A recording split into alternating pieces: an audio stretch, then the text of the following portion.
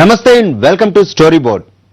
498A ఇన్నాళ్ళు మహిళల చేతిలో బ్రహ్మాస్త్రంగా ఉన్న ఈ చట్టం ఇప్పుడు భర్తల పాలిట పాశుపతాస్త్రంగా మారిపోతోంది.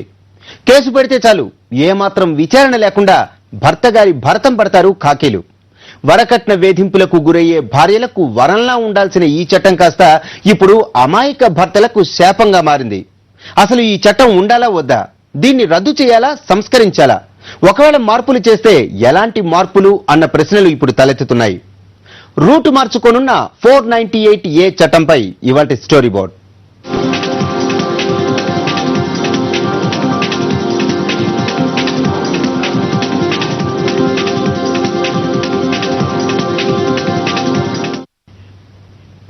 అదనపు కట్నం కోసం భార్యల్ని వేధించే భర్తలు 498A పేరు చెబితే గడగడ వణికిపోతారు. ఈ పరిస్థితిలో మార్పు రాకపోతే అన్యాయంగా అమాయకులైన భర్తలు కటకటాల పాలవుతున్నారు. భర్తతో పాటు అత్తమామల కుటుంబం కూడా ఉచలెక్కాల్సిందే. అంత పవరున్న ఈ చట్టం ఇప్పుడు 198% దుర్వినియోగం అవుతోందన్నది కఠోర వాస్తవం.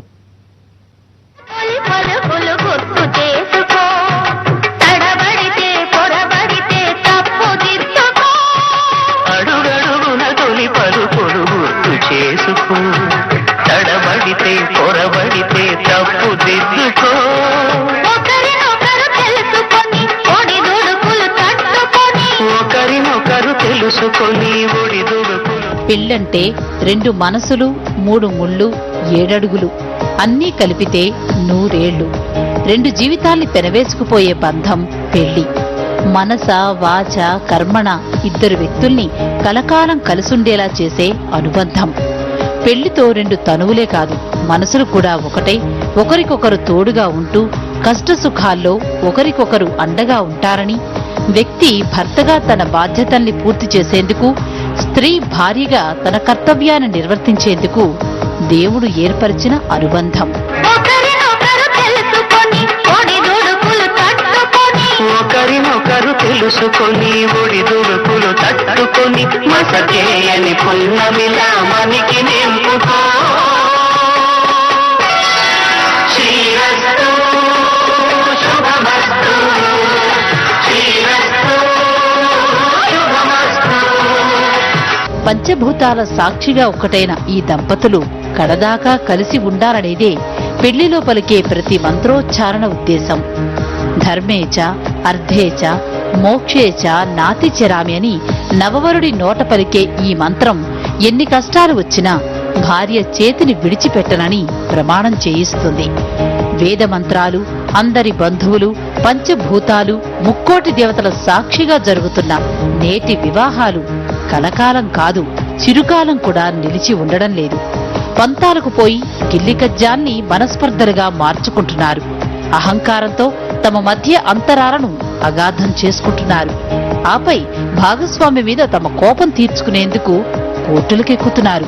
అంటే జనరల్ గా పెళ్ళైన తర్వాత ఆడపిల్లలు అత్తారింట్లో ఈ కష్టాలు పడుతుంటే, లేదా వరకట్నం తెమ్మని చెప్పేసి డౌరీ డిమాండ్ ఎక్కువ అవుతుంటే వాళ్ళని రక్షించడానికి, నేరం చేసిన వారిని శిక్షించడానికి 498A అసలు ఉద్దేశించబడింది. కానీ చీటికి మాటికి తమ స్కోర్స్ సెటిల్ చేసుకోవటానికి, అంటే ఒకవేళ విడిగాపనం పెట్టడానికి కానీ, లేకపోతే తను ఏదన్నా అనుకున్న దాన్ని సాధించుకోవటానికి కానీ ఇమీడియట్ గా 498A అంటే పోలీసుల దగ్గరికి వెళ్ళి ఈ కేసు పెడుతున్నారు. పెట్టడంతో ఏమవుతుందంటే, ఇది క్రిమినల్ కేసు కాబట్టి వెంటనే లాయర్లు, పోలీసులు, కోర్టులు, జైళ్లు వీళ్ళందరూ రంగప్రవేశం చేస్తున్నారు. ఆ విధంగా ఇది దుర్వినియోగం అవుతుంది.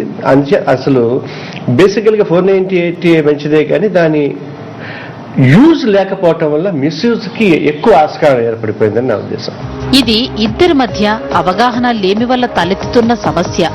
కానీ పెళ్లిని కూడా వ్యాపారంగా భావించి భార్యను భారంగా భావించే భర్తలు ఉన్నారు. భార్యను బ్యాంకుల్లా, అత్తామామల్ని ఏటీఎంలా చూసే అల్లుళ్ళు కోకొల్లలు. వరకట్నమే నేరమనే చట్టాలున్న మన సమాజంలో కట్నం ఇవ్వకుండా కన్యాదానం చేసే తండ్రులు అరుదుగా కనిపిస్తారు. కాసులు ముట్టుకుని 3 ముళ్ళు వేసే పురుష మహానుభావుల్లో పెళ్లయ్యాక ప్రతి అవసరానికి జామాత దశమగ్రహంగా మారి మామను వేధించే అల్లుళ్ళు, మాట వినకపోతే సహచరణే వధించే భర్తలు ఉన్నారు.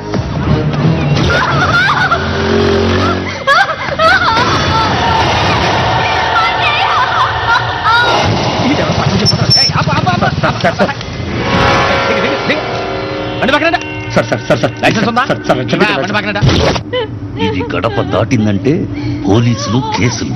ఇక నీ అమెరికా వీసా టోటల్ గా క్యాన్సిల్. ఎక్కడికి పోవు, అందుకే దీన్ని వదిలించుకుంటా.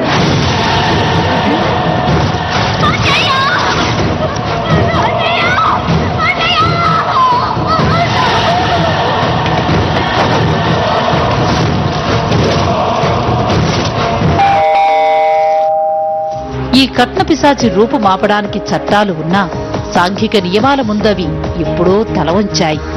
సామాన్యుల నుంచి మేధావుల వరకు, నిరుపేద నుంచి ఉన్నత కుటుంబాల వరకు కట్నం తీసుకోవడం స్టేటస్ సింబల్ గా మారిపోయింది.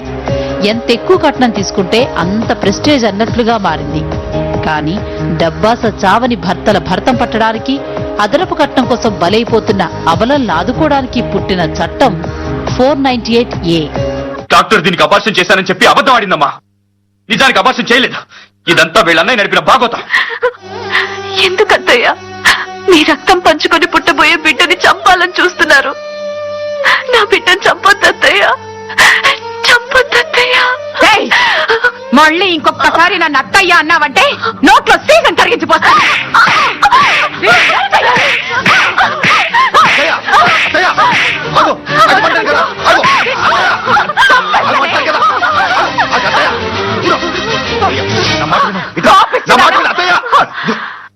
దీనికి ఏమైనా అయిందంటే దీని అన్నయ్య వచ్చి మన మీద పడతాడు. కట్నం కోసం అమ్మాయిని పీడించామని మన మీద పోలీస్ కేసు పెడతాడు. అప్పుడు మనం ఊసలెక్క పెట్టాలి. వరకట్న బాధిత మహిళల చేతిలో పాశుపతాస్త్రంగా ధన పిశాచాల పేచ మణిచేందుకు సృష్టించిన 498A చట్టం రూటు ఇప్పుడు మారుతోంది. అవసరమైన సమయాల్లో వాడాల్సిన ఈ బ్రహ్మాస్త్రాన్ని ఇప్పుడు చిన్న చిన్న కారణాలకు వాడుతున్నారు. బాధిత మహిళలను ఆదుకోవలసిన ఈ చట్టం ఇప్పుడు అమాయక భర్తల్ని కటకటాల్లోకి నెడుతోంది. దంపతుల మధ్య మనస్పర్ధలకు పరిష్కారాన్ని చూపడానికి బదులు సంసారంలో చిచ్చు పెడుతోంది. భార్యాభర్తల్ని ఒకటి చేయటానికి బదులు వారి మధ్య దూరాన్ని పెంచుతూ పోతోంది. అవును, కొండనాలికి మందేస్తే ఉన్ననాలికి ఊడినట్టు అబలల్ని ఆదుకునేందుకు రూపొందించిన ఈ చట్టం ఇప్పుడు అమాయక భర్తల ప్రాణాల మీదకు తెస్తోంది. తాజాగా నమోదవుతున్న కేసుల్ని పరిశీలిస్తే ఈ విషయమే అర్థమవుతోంది.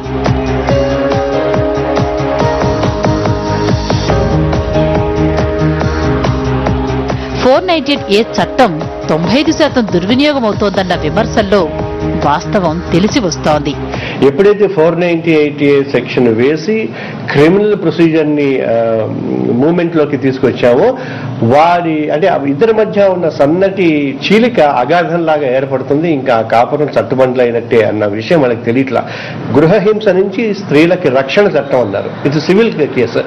అంచేత 498A జోలికి వెళ్లకుండా గృహహింస చట్టాన్ని ఉపయోగించుకుని కౌన్సిలింగ్ కనుక చేస్తే ఈ 498A మిస్యూజ్ కాకుండా ఉండటానికి అవకాశం ఉంటుంది. మారుతున్న కాలంతో పాటు మహిళల మనస్తత్వాల్లోనూ మార్పులొస్తున్నాయి. తన మాటే నెగ్గాలన్న పంతం ఇద్దరిలోనూ పెరుగుతోంది. కానీ భార్య వేధిస్తోందని కేసు పెట్టడానికి వీలు లేదు. కానీ భార్యలు మాత్రం భర్తలు ఏ విషయంలో వేధించినా కనీసం మాట వినకపోయినా 498A ప్రకారం కేసు పెట్టేస్తున్నారు. ఎవరైనా భార్య 498A కింద తన భర్త మీద కేసు నమోదు చేస్తే ఎలాంటి ప్రాథమిక విచారణ లేకుండా ఆమె భర్తను అరెస్టు చేస్తారు. కనీసం తన తప్పు లేదని చెప్పినా పట్టించుకోరు. ఇక ఈ కేసులో బెయిల్ దొరకాలంటే దాదాపు అసాధ్యమనేలా ఉంటాయి పరిస్థితులు. ఇలా తప్పు చేయకపోయినా భర్తలకు బుద్ధి చెప్పాలనో తమ పంతం నెగ్గించుకోవాలనో చాలా మంది భార్యలు ఈ చట్టాన్ని బావుగా వాడుకుంటున్నారు. చిన్న ప్రాబ్లం కూడా బోధాదులను చూసి అతను నెగిటివ్ చూపించి వాళ్ళ ఇంట్లో వాళ్ళు చెప్పించో లేదా బజార్ వాళ్ళు చెప్పించో బజార్ని పట్టించి తర్వాత స్టేషన్ పిలిపించి వాళ్ళు మాట్లాడితే ఎంతో అవమానకరం పొజిషన్లో. ఈ చట్టం ప్రకారం భర్త మీద కేసు నమోదు చేస్తే అది అతని తల్లిదండ్రులకు కూడా అతని తరపు బంధువుల్ని కూడా నిందితులుగా చూపిస్తోంది. ఇక్కడితో ఆగకుండా ఈ కేసులు ఇరుక్కున్న వ్యక్తి తరువాత సమాజంలో తలెత్తుకు తిరిగే పరిస్థితి ఉండదు. ఒకవేళ భార్య ఆవేశంలో కేసు పెట్టినట్లు తర్వాత అంగీకరించినా అప్పటికే సమాజంలో భర్త కుటుంబం పరువు గంగలో కలిసిపోతోంది. ఇక ఆ అవమాన భారాన్ని తట్టుకోలేక చాలా మంది భర్తలు ఆత్మహత్యలకు పాల్పడుతున్నారు. మరికొందరు ఉన్మాదంతో భార్యలపై దాడులకు దిగుతున్నారు. ఒకవేళ ఈ చట్టంలో మార్పులు అవసరమైతే ఎటువంటి మార్పులు కావాలి? ఓ షార్ట్ బ్రేక్ తర్వాత చూద్దాం.